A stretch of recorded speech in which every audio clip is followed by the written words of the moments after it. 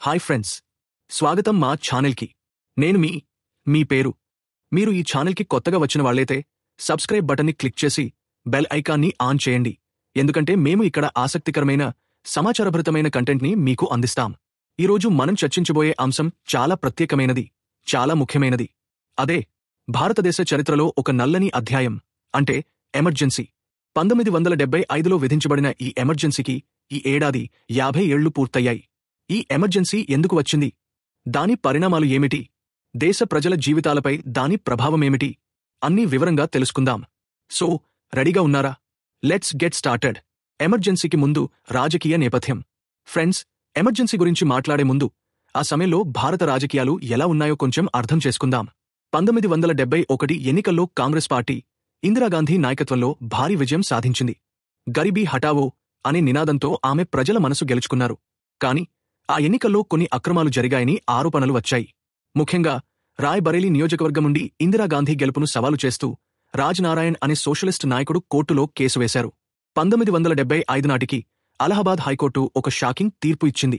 ఇందిరాగాంధీ ఎన్నికల్లో అక్రమాలకు పాల్పడ్డారని, ఆమె ఎంపీ స్థానం రద్దు చేయబడిందని తీర్పు వచ్చింది.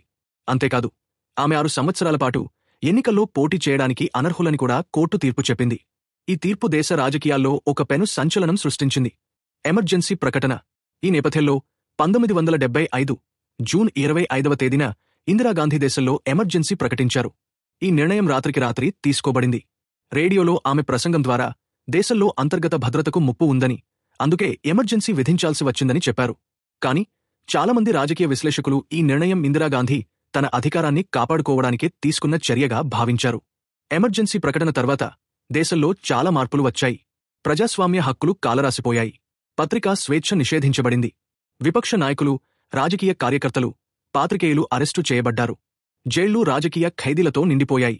ఎమర్జెన్సీ పరిణామాలు. ఎమర్జెన్సీ సమయంలో ప్రభుత్వం అనేక కఠిన చర్యలు తీసుకుంది. 1. మీసా అనే maintenance of internal security act ద్వారా ఎవరినైనా ఎటువంటి కారణం చెప్పకుండా అరెస్టు చేయడానికి అధికారం ఇవ్వబడింది. 2. పత్రికలపై సెన్సార్షిప్ విధించబడింది. ప్రభుత్వానికి వ్యతిరేకంగా ఏమీ రాయడానికి వీల్లేకుండా చేశారు. ఇంకా ఇందిరాగాంధీ కుమారుడు సంజయ్ గాంధీ నాయకత్వంలో 20 సూత్రాల కార్యక్రమం అమలు చేయబడింది. ఇందులో కుటుంబ నియంత్రణ కార్యక్రమం ఒక భాగం. కుటుంబ నియంత్రణ కార్యక్రమం చాలా వివాదాస్పదమైంది. ఈ కార్యక్రమం కింద బలవంతంగా నస్బందీలు చేయబడ్డాయి. గ్రామీణ ప్రాంతాల్లో పేద ప్రజలు ఈ కార్యక్రమానికి బలవంతంగా గురయ్యారు. ఈ చర్యలు ప్రజలలో తీవ్రమైన అసంతృప్తిని కలిగించాయి. ప్రజలపై ప్రభావం. ఎమర్జెన్సీ సమయంలో సామాన్య ప్రజల జీవితాలు ఎలా ఉన్నాయి? ఫ్రెండ్స్, ఈ పీరియడ్లో స్వేచ్ఛ అనే మాటకు అర్థం లేకుండా పోయింది. ప్రజలు తమ అభిప్రాయాలను స్వేచ్ఛగా వ్యక్తం చేయలేకపోయారు. ఎవరైనా ప్రభుత్వాన్ని విమర్శిస్తే వెంటనే అరెస్టు చేయబడేవారు.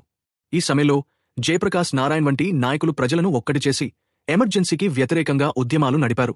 ఈ ఉద్యమాలు ప్రజాస్వామ్య పునరుద్ధరణకు దోహదం చేశాయి. ఎమర్జెన్సీ అనంతరం 1977లో ఎమర్జెన్సీ ఎత్తివేయబడింది. ఇందిరాగాంధీ ఎన్నికలు ప్రకటించారు. ఆ ఎన్నికల్లో కాంగ్రెస్ పార్టీ ఓడిపోయింది. జనతా పార్టీ అధికారంలోకి వచ్చింది.